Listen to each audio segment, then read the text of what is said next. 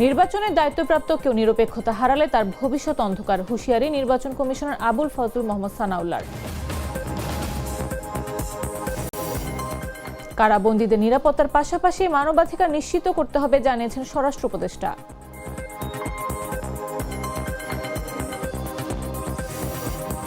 হাসিনার মতো একটি দল ফ্যাসিবাদ কার্যক্রম চালাচ্ছে, মন্তব্য এনসিপি মুখপাত্র আসিফ মাহমুদের। জনগণকে ভোটে অংশগ্রহণের আহ্বান। দীর্ঘ প্রতীক্ষার ভোটের অধিকার ফিরে পেতে নুরুল হক নূরের হুঁশিয়ারি, প্রশাসনের ভূমিকা নিয়ে প্রশ্ন।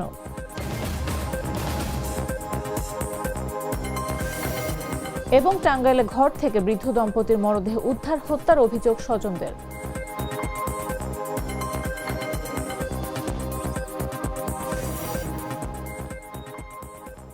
দেশজুড়ে সংবাদে সবাইকে আমন্ত্রণ।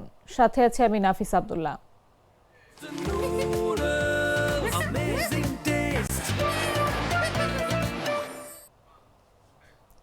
নির্বাচন commissioner brigadier general Abul Fazal Mohammad Sanaullah বলেছেন, নির্বাচনে কোনো কর্মকর্তা বা সংশ্লিষ্ট দায়িত্বপ্রাপ্ত কেউ নিরপেক্ষতা হারালে তার ভবিষ্যৎ অন্ধকার হয়ে যাবে। মঙ্গলবার সকালে নোয়াখালী জেলা প্রশাসকের সম্মেলন কক্ষে আসন্ন ত্রয়োদশ জাতীয় সংসদ নির্বাচন ও গণভোট উপলক্ষে আইন শৃঙ্খলা সেল এবং ভিজিল্যান্স ও অবজারভেশন টিমের সঙ্গে মতবিনিময় সভায় তিনি একথা বলেন। ইসি সানাউল্লাহ এ সময় বলেন, সবার সাধ্যমতো চেষ্টায় একটি সুষ্ঠু, সুন্দর ও গ্রহণযোগ্য নির্বাচন অনুষ্ঠিত হবে। এ নিয়ে কোনো ধরনের ছাড় দেওয়া হবে না। নির্বাচনে দায়িত্বপ্রাপ্ত সকলেই একে অপরের সঙ্গে সমন্বয় করে নিজ নিজ দায়িত্ব পালন করতে হবে। দুটো কন্ডিশন, যেটা এক নম্বর কন্ডিশন হচ্ছে কোঅর্ডিনেশন, কোঅর্ডিনেশন, কোঅর্ডিনেশন, নিরপেক্ষতা। কোনো অবস্থাতে যেন সামান্যতম আমাদের এই ব্যাপারে বিচ্যুতি না হয়। আমরা একজন ভোটার, দিন শেষে আমি একজন নাগরিক। আমার পার্টিজানশিপ ওই ভোট দেওয়া পর্যন্তই শেষ। আমি একজন প্রার্থী বা একটা প্রতীকে হয়তো ভোট দিব, তার মানে কি আমার মাঝে তো একটা পছন্দ আছে, কিন্তু সেই পছন্দ যেন কোনো অবস্থাতেই আমার পেশাদারি কাজে কোনোভাবে প্রভাবিত না করে। এক সুতা যেন ডানে থেকে বামে আমরা না হেলি।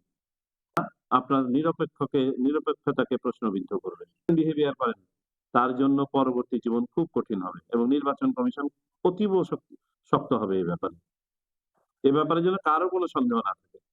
এবং আপনারা জানেন, আমরা আইন পরিবর্তন করেছি এই জন্য। শুধু তার বিরুদ্ধে ব্যবস্থাই নেওয়া হবে না, এই ব্যবস্থা সারা জীবনের জন্য তার রাশিয়ারের মধ্যে থেকে যাবে। তা আপনারা একটা ভালো কাজ করতে এসে কেউ যেন ক্ষতিগ্রস্ত না হন, এই জন্য আমি ওয়ার্নিংটা দিয়ে রাখলাম।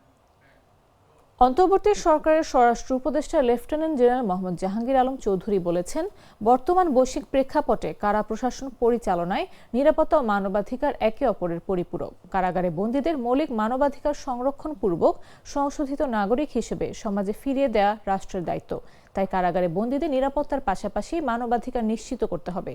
মঙ্গলবার গাজীপুরের কাশিমপুর কারা ক্যাম্পাসে অবস্থিত কারা প্রশিক্ষণ কেন্দ্রের প্যারেড গ্রাউন্ডে 63তম ব্যাচ মহিলা কারারক্ষী বুনিয়াদী প্রশিক্ষণ কোর্সের সমাপনী কুচকাওয়াজ অনুষ্ঠানে প্রধান অতিথির বক্তব্যে উপদেষ্টা এসব কথা বলেন।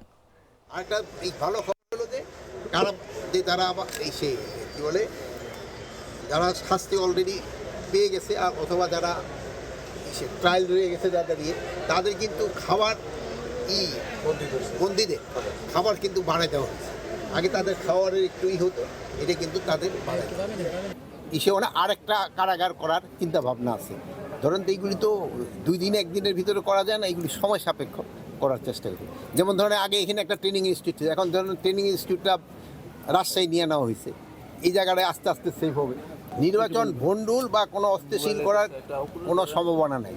আর ওনাদের যদি সাহস থাকতো, ওনার দেশে আইসি বলুন, ওনার আইনের আওতা আছে, আইনের আশ্রয় নিয়ে আইসা বলতো। যেহেতু সাহস নাই, হয়তো পালায় পালায় বলতেছে। আর এখানে যারা ধরেন যারা সাপোর্টার আছে, এখানেও তাদের ওইরকম কোনো সাপোর্টার নেই। জাতীয় নাগরিক পার্টির মুখপাত্র আসিফ মাহমুদ সজীব ভুইয়া বলেছেন, ক্ষমতায় না এসে গত 17 মাসে একটি দল শেখ হাসিনার 17 বছরের মতো ফ্যাসিবাদী কার্যক্রম চালিয়েছে। তারা পাড়ার দোকান থেকে শুরু করে রাষ্ট্রের সর্বোচ্চ পর্যায় পর্যন্ত চাঁদাবাজি করছে। মঙ্গলবার দুপুরে নোয়াখালীর 2 আসনে 11 দলীয় জোটের প্রার্থী এনসিপির কেন্দ্রীয় নেতা সুলতান মোহাম্মদ জাকারিয়া মজুমদারের শাপলা কলি প্রতীকের সমর্থনে সেনবাগের সেবারহাট বাজারে নির্বাচনী পথসভায় তিনি কথা বলেন। আমরা 17 বছর শেখ হাসিনার ফ্যাসিবাদকে দেখেছি, কিন্তু ক্ষমতায় না আসতেই আমরা গত 17 মাস আরেকটি দলকে ঠিক শেখ হাসিনার ফ্যাসিবাদের মতোই কার্যক্রম করতে দেখেছি। আমরা দেখেছি তারা কিভাবে পাড়ার দোকান থেকে শুরু করে রাষ্ট্রের সর্বোচ্চ পর্যায় পর্যন্ত প্রত্যেকটি ক্ষেত্রে চাঁদাবাজি করেছে। আমরা দেখেছি তারা কিভাবে মানুষের হক মেরে খেয়েছে, তারা কিভাবে বাংলাদেশের মেহনতি মানুষকে পদে পদে অত্যাচার অনাচারের মধ্য দিয়ে গিয়েছে। তারা যদি ক্ষমতা পায় তাহলে তারা কি করতে পারে, এটাই 17 মাসে তারা আমাদেরকে দেখিয়ে দিয়েছে। তারপরেও যদি আমরা সেটা না দেখতে চাই, তাহলে আমাদের সামনে বিগত 17 বছরের মতো আবারও কালো দিন অপেক্ষা করছে। গণ অধিকার পরিষদের সভাপতি ও পটুয়াখালী 3 আসনে বিএনপির সমর্থিত প্রার্থী নুরুল হক নূর বলেছেন, দেশের মানুষ দীর্ঘদিন ধরে ভোটের অধিকার ফিরে পাওয়ার অপেক্ষায় রয়েছে। প্রশাসন যদি কোনো একটি পক্ষের হয়ে কাজ করে তাহলে দেশে অবাধ ও সুষ্ঠু নির্বাচন সম্ভব নয়। মঙ্গলবার সকাল 11টায় জেলার গলাচিপা বিএনপি অফিসে আয়োজিত এক সংবাদ সম্মেলনে এসব কথা বলেন তিনি। এখন দেখেন, আমরা তো বাংলাদেশের মানুষ তার ভোটের অধিকার ফিরে পাবে, তার ভোটের অধিকার প্রয়োগের মাধ্যমে তারা জনপ্রতিনিধি নির্বাচিত করবে, এরকম একটি আকাঙ্ক্ষা তো দীর্ঘদিনের। আমরা তো সরকারকে সহযোগিতা করতে চাই, আইন শৃঙ্খলা বাহিনীকেও সহযোগিতা করতে চাই একটা ভালো নির্বাচনের জন্য, কিন্তু তারা যদি কোনো পক্ষ নিয়ে ফেলে তাহলে তো ভালো নির্বাচন হবে না।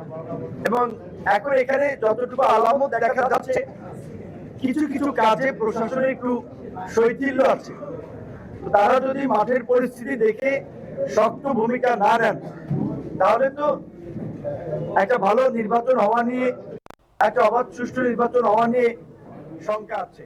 গ্লিটারের টুইন লেমন ও অ্যান্টিব্যাকটেরিয়াল ফর্মুলা বাসনকে চকচকে জীবাণুমুক্ত করে আমাদের দেয় গ্লিটার গ্যারান্টি।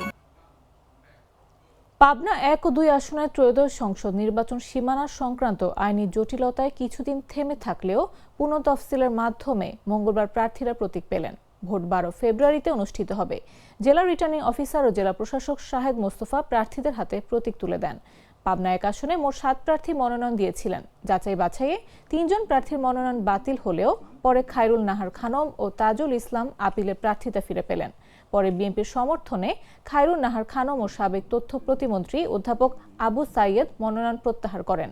চূড়ান্তভাবে বিএনপির শামসুর রহমান, জামায়াতের ব্যারিস্টার নাজিবুর রহমান মোমেন ও ইসলামী আন্দোলনের আব্দুল গনি প্রতীক পেলেন। পাবনা 2 আসনে বিএনপি, জামায়াত, জাতীয় পার্টি, ইসলামী আন্দোলন ও গণফোরামের প্রার্থীরা বৈধতা পেয়ে দলীয় প্রতীক পেয়েছেন। প্রার্থীরা সীমানা সংক্রান্ত জটিলতা ও নির্বাচনী পরিবেশ নিয়ে আশঙ্কা প্রকাশ করেছেন, তবে বিজয়ের প্রতি আশাবাদী। বাছাইকৃত লাল সরিষার দানা থেকে তৈরি হয় প্রাণ সরিষার তেল, আসল ঝাঁঝে আসল স্বাদে। টাঙ্গাইলের বাসাইলে বৃদ্ধ দম্পতিকে হত্যার অভিযোগ উঠেছে। মঙ্গলবার দুপুরে নিজ ঘর থেকে পুলিশ মরদেহ দুটি উদ্ধার করে। নিহতরা হলেন বাসাইলের গোসাখালী গ্রামের ঠান্ডু মিয়া ও তার স্ত্রী রিজিয়া বেগম। নিহতদের স্বজনরা জানান, 2 দিন আগে বোরো ধান আবাদে কাজ করার জন্য কয়েকজন দিনমজুর আনা হয়। তারা নিহত দম্পতির বাড়ির পাশের একটি কক্ষে অবস্থান করছিলেন। সোমবার রাতে দিনমজুরদের অস্বাভাবিক চলাফেরা দেখে নিহতদের নাতি শাকিল শিকদারের সন্দেহ হয়। পরদিন সকালে ঘরের দরজা খোলা দেখতে পেয়ে ভেতরে প্রবেশ করলে ঠান্ডু মিয়া ও রেজিয়া বেগমকে মেঝেতে পড়ে থাকতে দেখেন তিনি। এই সময় ঘরের আলমারি ও আসবাবপত্র এলোমেলো অবস্থায় ছিল। আম্মু আর কি দাদা দাদুকে দেখতে যাওয়া উঠাইতে যাওয়ার সময় দেখে যে দরজার এই জায়গায় কাটা, তো এটা দেখে আম্মু আর কি এই দরজাটা খোলা ছিল আর এটা হইতেছে এই দরজাটা আটকানো ছিল। তো আম্মু ঘরের ভিতরে যেতে আর কি চিৎকার শুরু করে দেয় যে ঘরে সবকিছু ভাঙচুর করা, ওলট পালট করা। তো এটা দেখে আম্মু আর কি দাদাকে ডাক দিতে গেছিল, ডাক্তার দেওয়ার সাথে সাথে দেখে যে তাদের দেহ নিথর হয়ে পড়ে আছে। 2 দিন আগে আপনার কামলা আনছিল আপনার করুটিয়ার হাটে থেকে, তো দাদি আর চাচা যায়, তো ওনারা যে কামলা আনে, তো 2 দিন ওনারা কাজ করে ঠিকই। আপনার হলো যে আমাদের জমি আছে পাশে, তো বলতেছে দাদার পায়ে বিষ, তো উনি হাঁটতে পারে না। তো ওনাকে বলতেছে যে আমরা ওষুধ দিলে আপনার পায়ের বিষটা ঠিক হয়ে যাবে। পরে ওনারা নাকি দিছে, পরে দাদা খাইছে, দাদি খায় নাই। তো আরেকটা যেটা ধারণা করা হচ্ছে, তাদের বাড়িতে 2 জন ডে লেবার ছিল। এটা 2-3 দিন আগে আসছিল, ওরা বাইরের লোক, নর্থ বেঙ্গলের রংপুর ওদিকে বাড়ি, হয়তো উত্তরবঙ্গের যে কোনো এলাকায় হবে। তো তার ধারণা করা হচ্ছে তারা ওই ঘটনার সাথে সম্পৃক্ত থাকতে পারে। তো সেই হিসাবে সংবাদ শেষ করার আগে শিরোনামগুলো জানিয়ে দিচ্ছি আরো একবার। নির্বাচনের দায়িত্বপ্রাপ্ত কেউ নিরপেক্ষতা হারালে তার ভবিষ্যৎ অন্ধকার, হুঁশিয়ারি নির্বাচন কমিশনার আবুল ফজল মোহাম্মদ সানাউল্লাহর। কারাবন্দীদের নিরাপত্তার পাশাপাশি মানবাধিকার নিশ্চিত করতে হবে জানিয়েছেন স্বরাষ্ট্র উপদেষ্টা।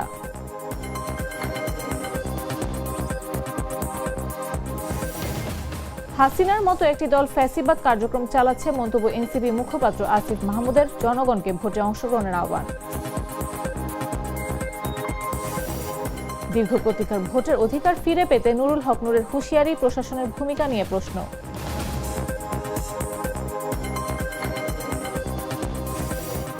এবং টাঙ্গাইলে ঘর থেকে বৃদ্ধ দম্পতির মরদেহ উদ্ধার, হত্যার অভিযোগ স্বজনদের।